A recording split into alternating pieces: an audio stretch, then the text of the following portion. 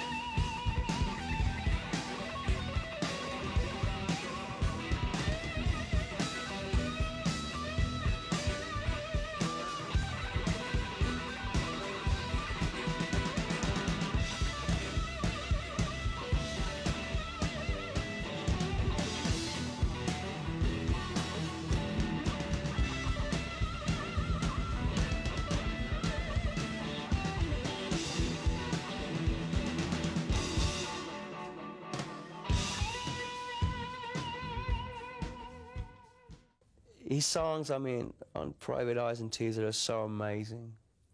I mean, they still live on, and they're still as strong now as they were 13, 14 years ago. If you just listen to his lyrics, and the way he portrays his melodies, and it's just the way the whole thing about Tommy and his music was very, very special. If you're an emotional listener or player, and I think it's great that a lot of young kids can now tune into Tommy and learn from one of the masters of guitar.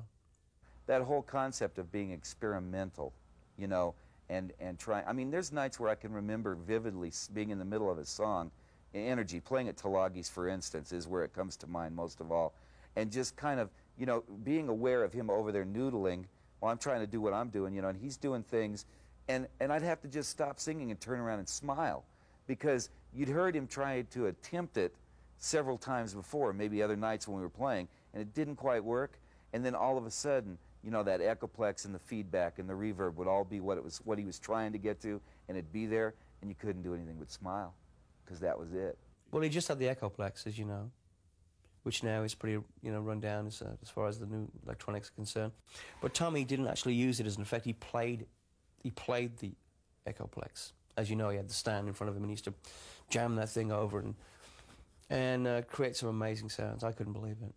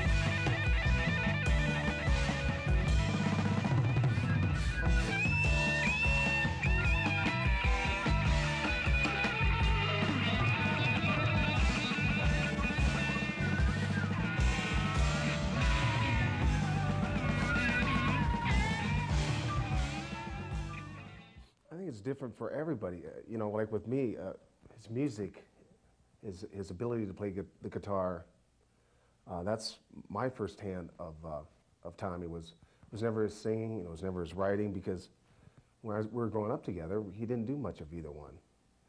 And as he started singing, me being a musician, I always followed his music end of it a lot more than his lyrics. A lot of people really love his voice, his lyrics, on top of what his music, you know, is all about. And that's, so a lot of people take it a lot of different ways. I mean, a lot of people love Quadrant 4, a lot of people love stuff he did with Billy Cobham, a lot of people love Sweet Burgundy. There's so many sides of Tommy that he's just a wide spectrum of musical talent there.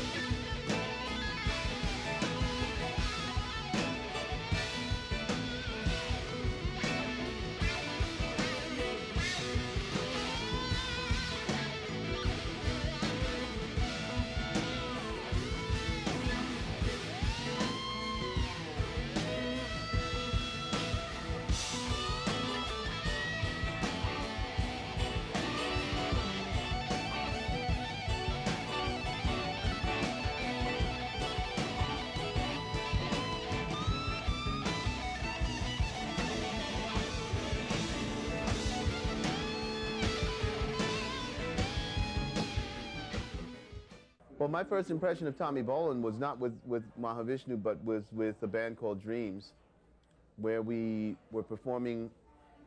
I heard him first at a speedway in West Virginia, and he was in the band called Zephyr. He sounded really, really good to me, and very pleasant presentation, you know. And again, playing within a very complex musical environment for myself, and working with the guys I was working with in Dreams, we came across, when we'd come across a rock and roll band that made us stop and turn our heads, it was like, okay, this is unique. What was unique about Tommy is that he played the spaces so well. He played very tastefully. He played very, very good notes, the notes that stay. He didn't play a lot of notes. Played the right notes. It's uncanny, not expected. It sets off a lot of, there are very few guitarists in the rock and roll idiom who do that, and those who do have a lot of longevity in music, whether they're dead or alive. Tommy I love because he's a very soulful person. He had a lot of rock in him, but he had a lot of sensitivity too. He was always kind and kind of laid back and played with a vengeance. And I made the teaser record with him in Jimi Hendrix's studio, Electric Ladyland Studios in Greenwich Village. And he liked me so much, he asked me to go on tour with him. So it was myself and Reggie McBride on bass, Norma Jean on sax, and Mark Stern from Vanilla Fudge on organ, and Tommy. We had a very hot band. But all I know is that when we came together, man, it was like an explosion. Billy Cobham and George Duke came and saw us play one night, and Billy said to me, "You're playing so hard, you're knocking the paint off your drums, man." That's how hard we actually played together. And I liked him because he understood blues and rock, and he was also like dabbling with like fusionary themes. So for me, it was more on the rock side going fusion, as opposed to John McLaughlin was all fusion. But Tommy gave me a chance just to be funky, like a raw dog, and I loved him for that. I want you to lay right back down and just live right.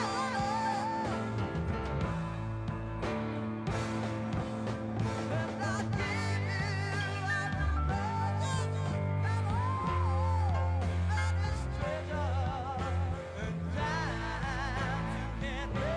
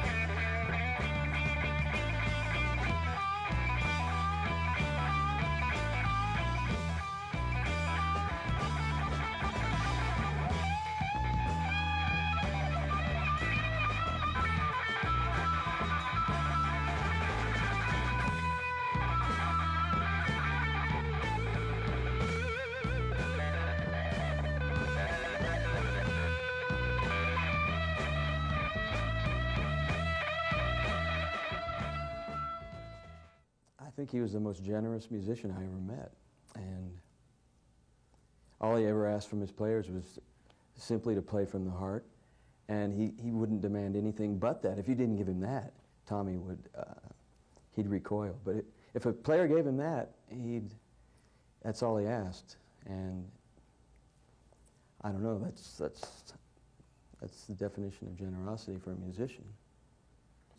Oh man, Tommy was incredible for me. Every time he ever introduced me or any other musician, he introduced us as total equals. And I felt a little bit embarrassed about that, but I would play along sometimes and say, oh, okay, yeah, hi, it's nice to meet you. But he took me along on his coattails, as far as I'm concerned, and made me the player that whatever that was, to become. I owe most or all to Tommy.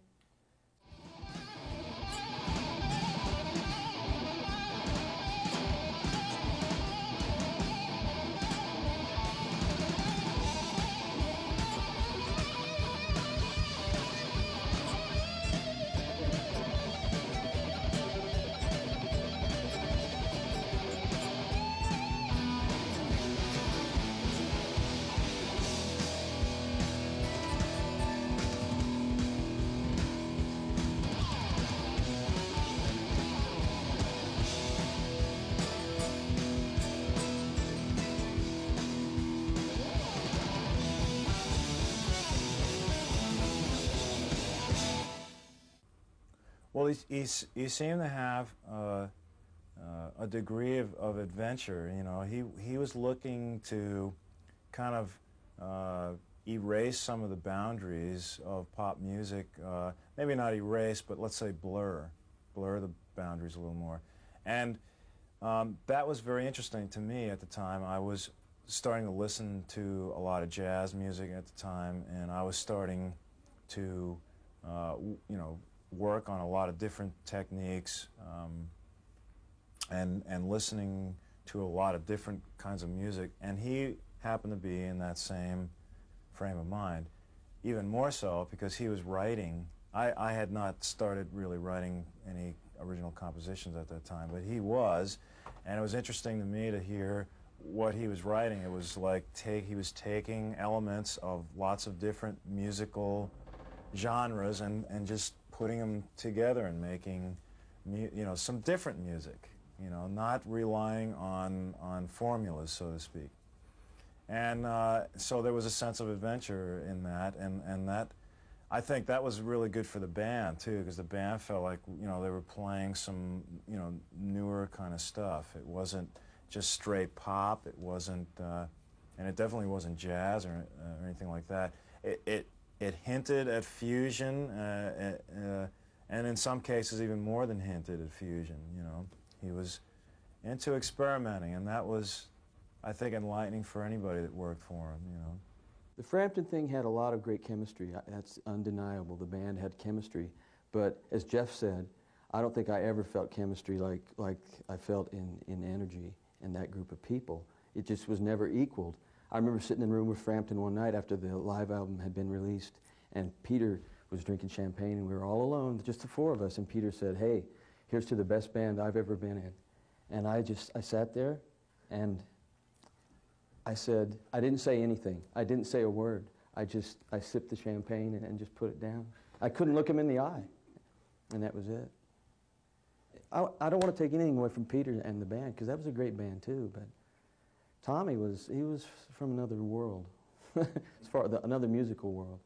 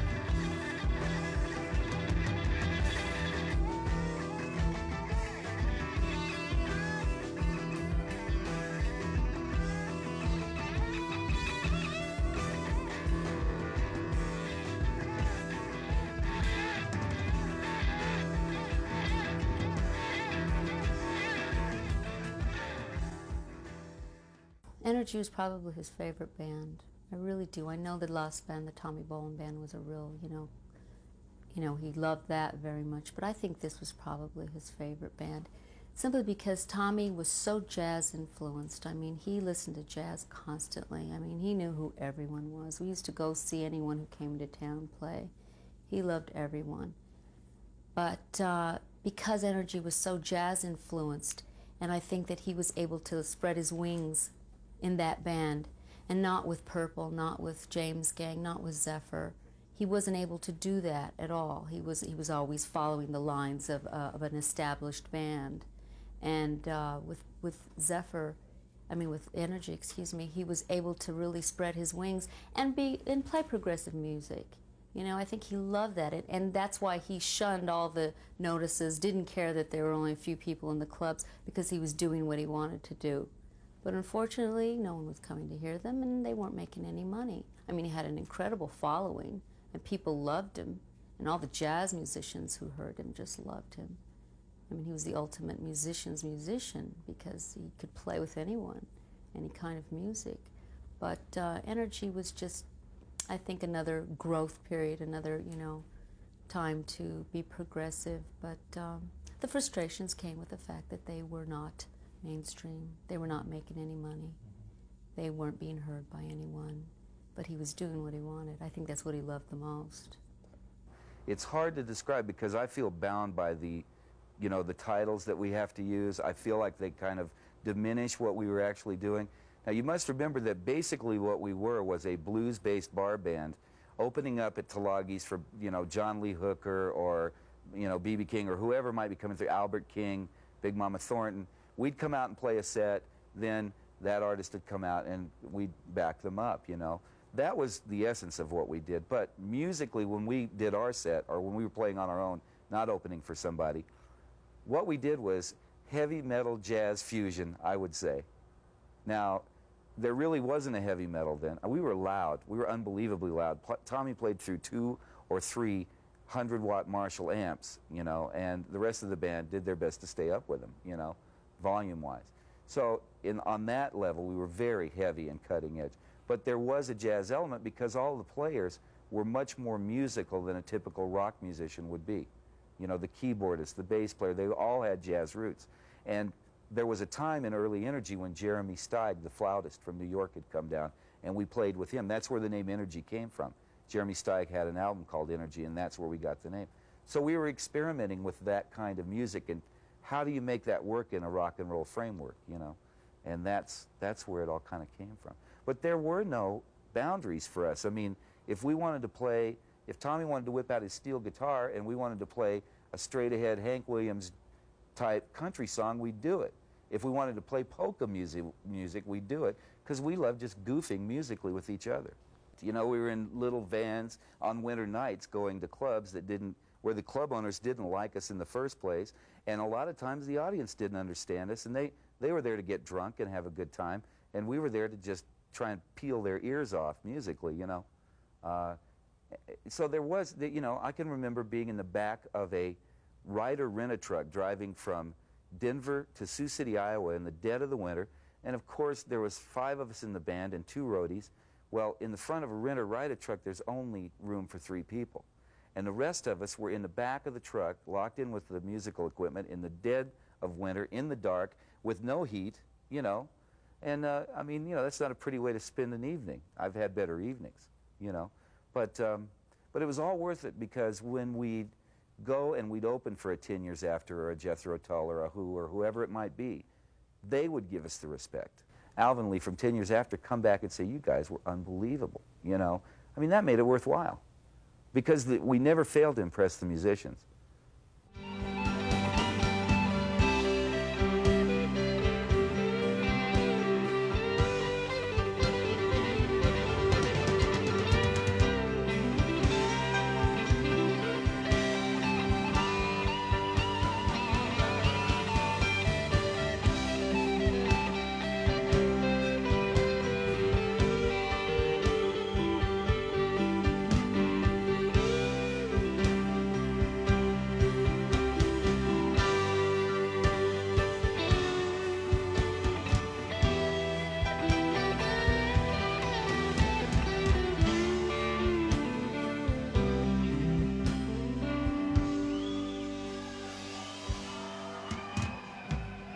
Take the train today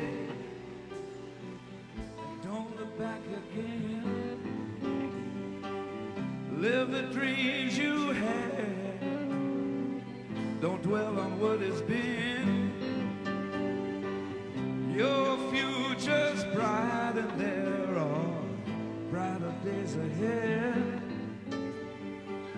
In a sad farewell words better left unsaid. Dreamer, I know what you're thinking. I can see it in your face. Maybe before you were happy, but now your thoughts aren't of this place.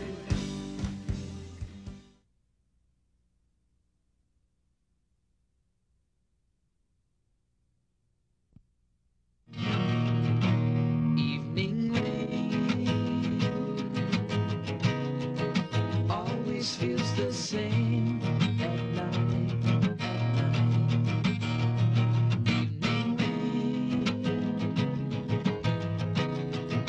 always feels the same at night.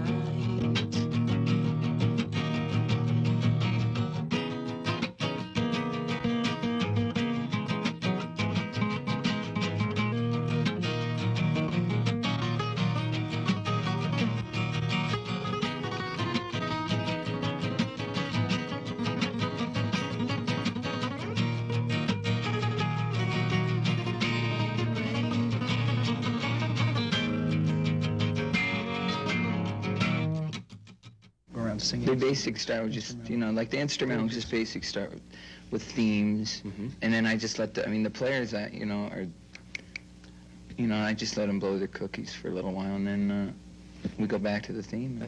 Well, mine's on Emperor, which is a off branch from Atlantic, and Purple's is on Purple Records, which is an off branch of Warner's, so I'm on 2 record labels. When Joe Walsh called him and said, "I've recommended you to replace me in the James Gang," that was a thrilling experience for him. And of course, we all said, "You must do it. You must. You know, it's a great opportunity." And he realized that too. You know, he knew that we were floundering here and we weren't making the steps that we needed to make. We'd had this opportunity to get a recording contract. It hadn't happened. You know, we weren't really expanding our base of fans.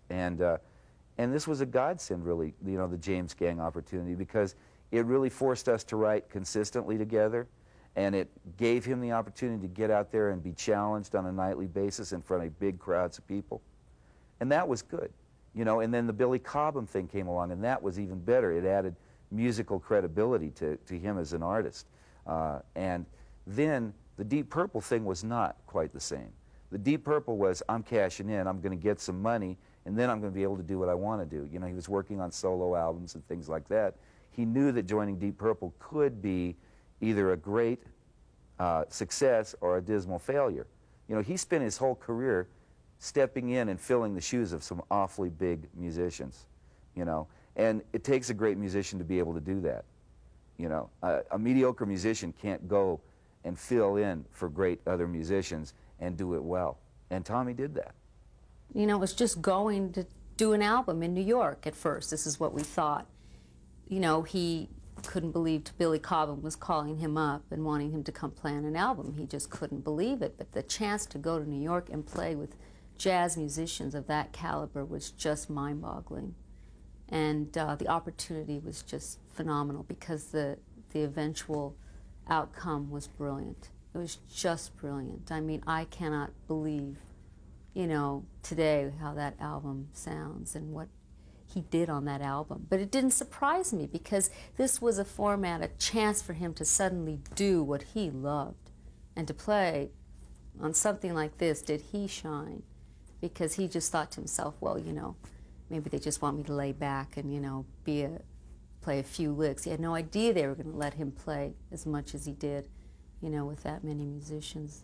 But he was the guitar player, and he, you know, he showed them, and they just were blown away. And I think that, you know, it was just a nice time between the James Gang and Energy.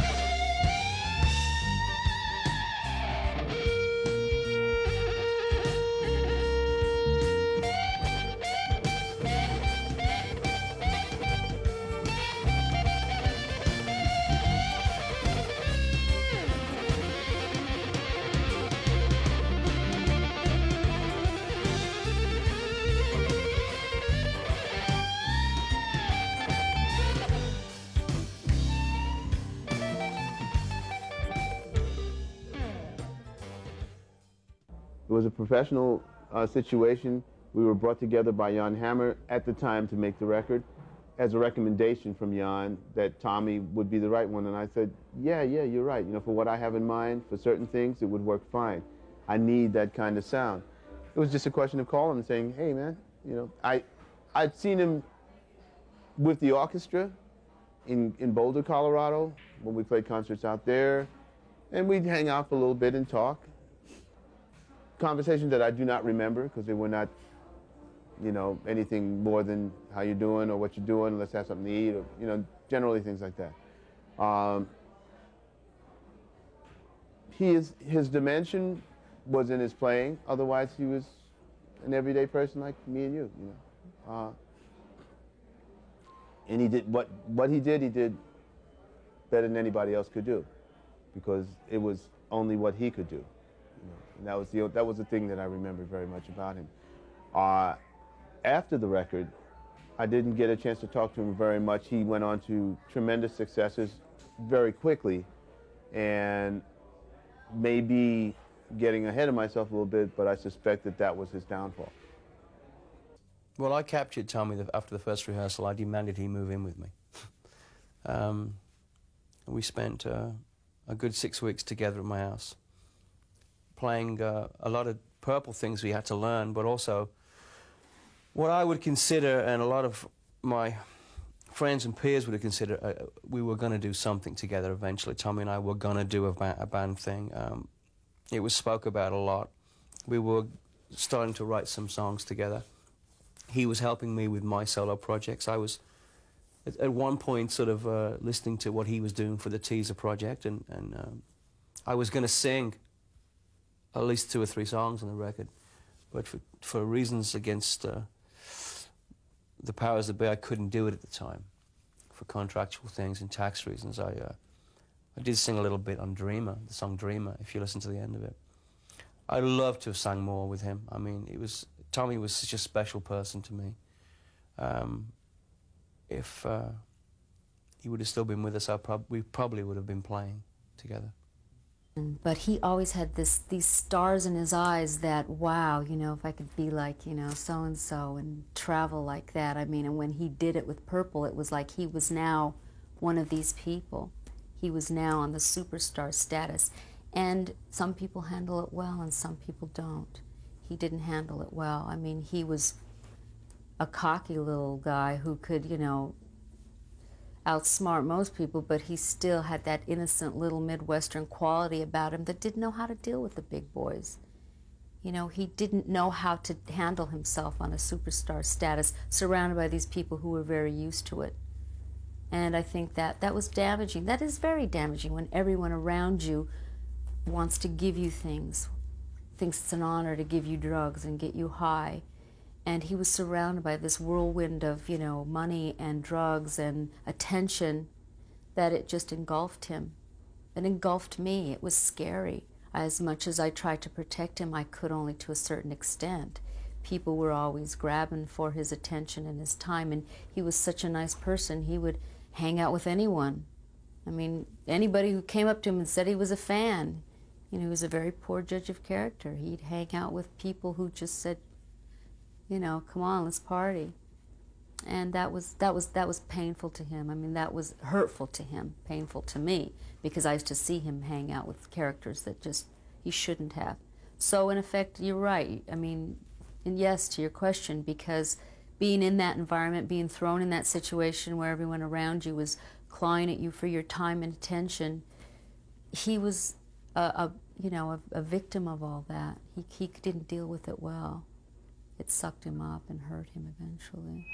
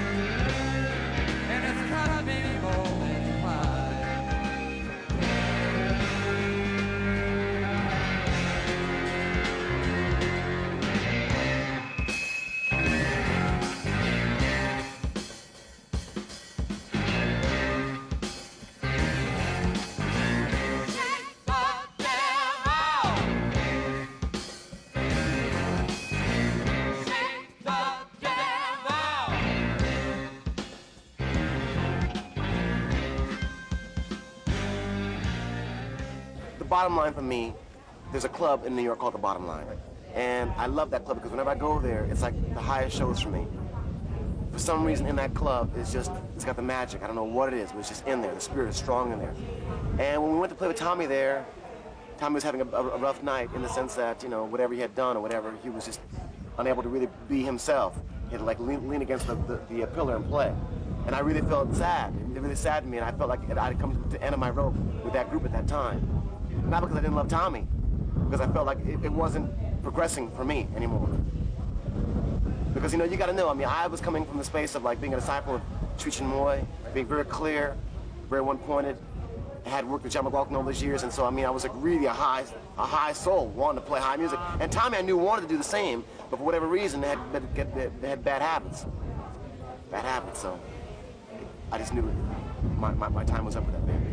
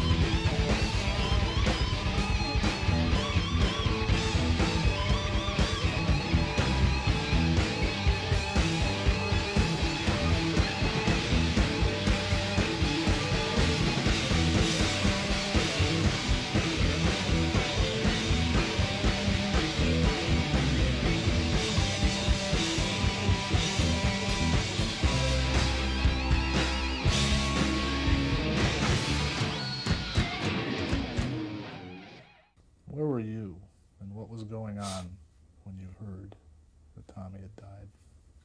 I was in my home in England, and with Karen, of course, so we all know Karen is. And I had the call, and it was, I just couldn't believe it, you know. And we both were in incredible shock. And the next day we flew to Sioux City, immediately flew there to be with his family and his friends, and just to be near him. Like, just a tremendous shock. Took me a long time to even deal with it. Does that emotion still come back sometimes? Absolutely. A lot. It's amazing, isn't it? Mm-hmm. 13 years. Yeah. And it can be like yesterday. Absolutely. That I had been asked by management at one point when Tommy was living in LA, I was told that he had a drug problem, and would I please go out and try and help him. And quite frankly, at that time, I was in no position to help him because I was about the same way. But I did go out there, and I knew that there was a big drug problem. You know, that Tommy was a very wonderful, open, kind, and loving person, but had a disease, you know, and it was taking a hold of him, and there's no question about it. And it was obvious to see there, but there's nothing I could do about it. You know, the only thing I could do is something about me, and you know, so I knew there was a problem there. And when I did get the news, I was shocked, you know, because I always had this feeling, you know, when you're young, you have a feeling that you're invincible, and we all shared that feeling, and we all abused ourselves, you know, and some of us lived and some of us died. And I can remember that, you know, a complete feeling of hopelessness when I got the news, because I loved the guy as a brother, you know, and problems or no problems, you love somebody and you share a musical situation with them, a simpatico, that's special, and you're not going to have that again very easily. So it was a feeling of helplessness, and I can remember calling my father up, who lived in town, and asking him to come and get me, and we went to the park, and I just cried, you know, because there's nothing else I could do, you know. And I was angry, of course, you know, because you're always angry at somebody that kills themselves, you know, because it's like they're doing it to you, not that they were doing it to them. But that's not true, you know. And that's all it was, is, you know, it was a feeling of helplessness and a sense of great loss, that somebody that was a gifted musician had died because of drugs, you know, and alcohol. And there was a time that I would have said that this, you know, I would have avoided that question if it was drugs and alcohol, but there's no question about it.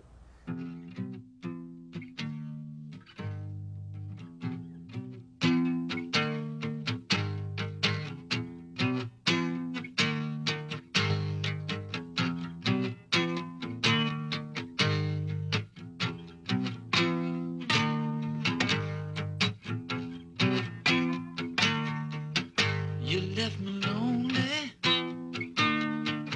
you left me blue, you left me weeping, I felt so cold for you, but you walked out and left my life so low. I just keep praying for help to carry my load.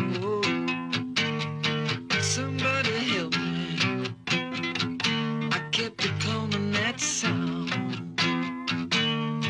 Somebody help me, my knees are falling to the ground. Nobody help me, no, they said it's no good. Yeah, nobody help me, you know, 'cause nobody would.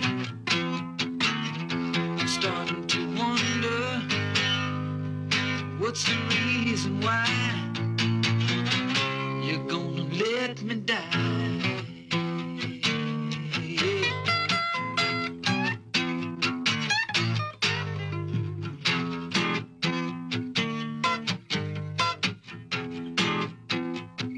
I said I went to the doctor. Doc says what's yours here? I got a bad ache, doctor. About to run to the mill. The doc said don't worry, I got some things for you. It's made up of whiskey, wine, and a cattail brew. Now I don't want to want it. People are calling all the time. I remember there was an incident where a guy called, who now comes every year from Wales. He called from Sioux City Airport and said, would we come and pick him up? And I said, well, who are you? And he says, I'm Carl. Your dad invited me over last year. I finally made it here.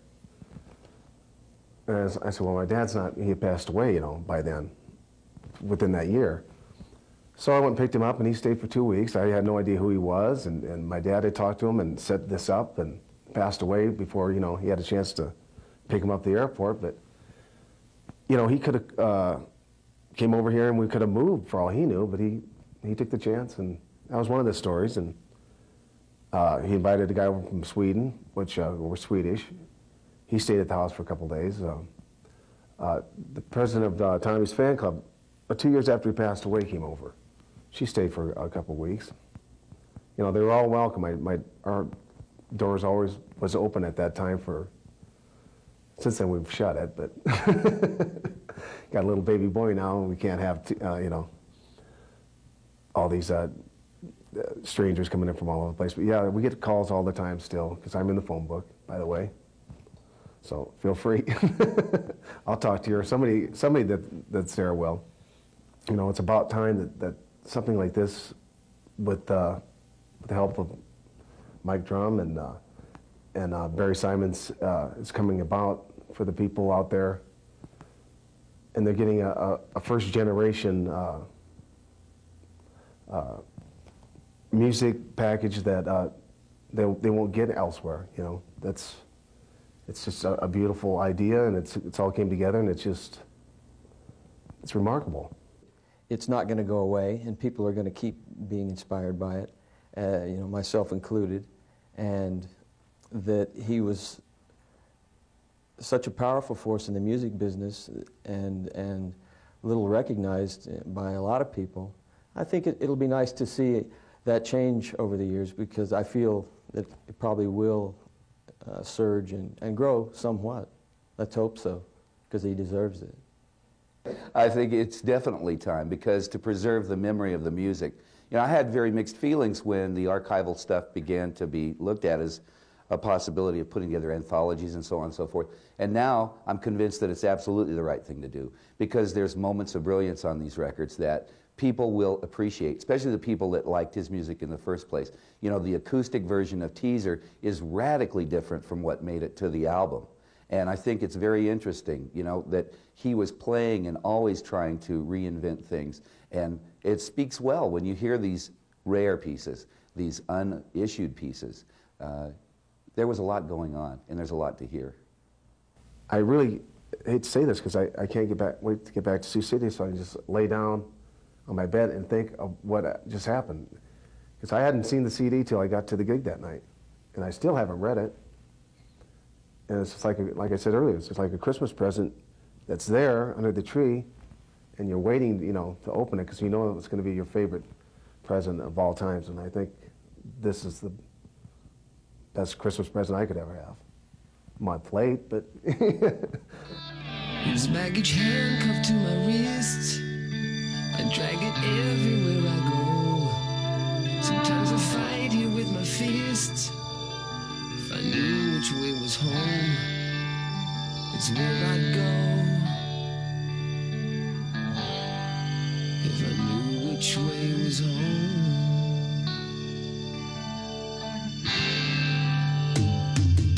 Hey, Porter, come and cut me loose. But bring my whiskey and my wine. Sometimes I get the blues, but I know I shouldn't order. That's where I go. If I knew which way was home.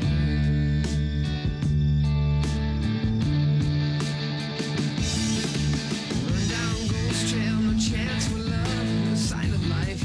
Just wild dogs howling in the night. It's alright.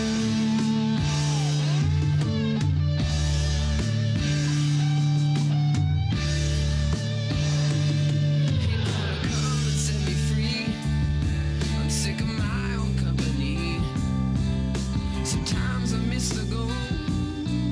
Most times I miss my home. It's where I'd go if I knew which way was home.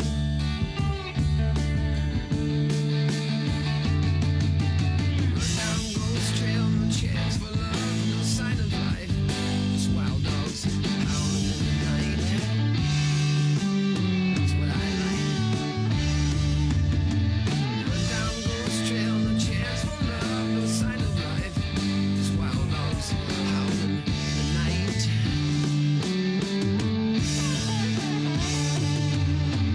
Run down Ghost Trail, no chance for love, no sign of life. Just wild dogs howling in the night.